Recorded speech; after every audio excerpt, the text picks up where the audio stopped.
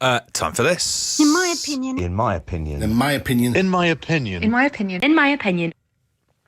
So today's In My Opinion comes from Simon Harris, blogger at Man Behaving Dadly, who says he regrets voting Leave in the Brexit referendum. Morning, Simon. Why did you vote Leave in the first place? Again, it's something that I've been quite open about in public a few times now in recent years. It's basically that I was very much taken in by all of the, pomp and glorious messaging about taking back control, sticking it to the establishment, untold riches for the NHS, and just everything like that, being sort of swept along in a lot of stuff that, quite frankly, I'm quite ashamed about having been swept along in. So do you feel that you made a mistake yourself, or do you feel that you were misled?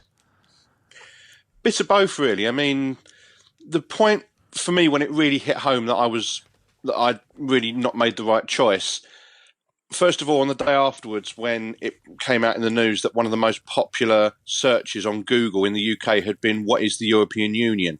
That was when it was thinking, "Oh God, this is more of a collective mistake." But it was also when I started seeing the uptick in xenophobic commenting and reports of Polish people being screamed at in the street, and just little things like that. And I'm thinking, oh my God, has my behaviour indirectly led to this absolute storm of awfulness?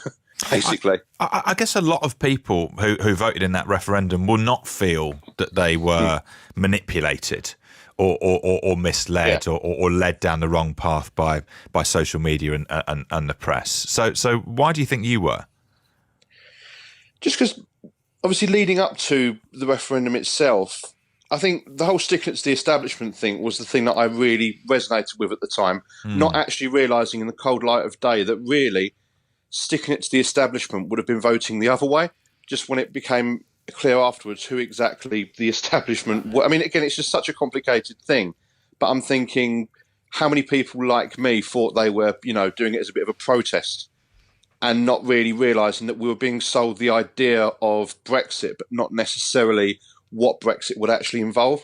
That was a really scary thing. We're just all voting in the end for something blindly without realising exactly what it was going to entail. And of course, the absolute mess that ensued in the years following in terms of getting through prime ministers faster than, you get through toilet rolls sometimes. It's just that kind of, it's just really when it all hit home.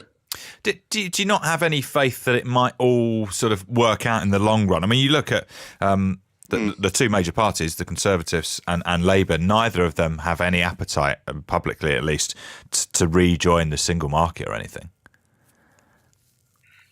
They don't. Again, okay, I'm absolutely clear that I was part of quite a sizable number of people who were possibly chucked a wrong and sort of, sold something that they didn't really want to vote for in the cold light of day. But I think there was still that many people that are still vocal about it now. It would still be a political nightmare for any of the major parties to come out and say, okay, we're going to try and rejoin, because they don't really want to be seen to backtrack. But at the same time, the really heartening thing about the post that I put on Twitter the other day is how many other people didn't jump on there to call me every name under the sun. They jumped on there to say, do you know what? It happened to me as well, or it happened to my dad, it happened to somebody else. And I think if there were enough people like me who voted the way that we did, and again, I'm quite ashamed to admit it now, because I've spent the years sort of since then trying to use my platform to encourage people to not just get swept along in things and try and be a bit critical and analytical about what they're doing in life. So again, it's all well and good for me to say now, do this, do that. I mean, it sounds a bit hypocritical sometimes, but again, it's really the only way that I think I can sleep a little bit easier at night is if I try and use my experience to try and, help people not do the same thing again.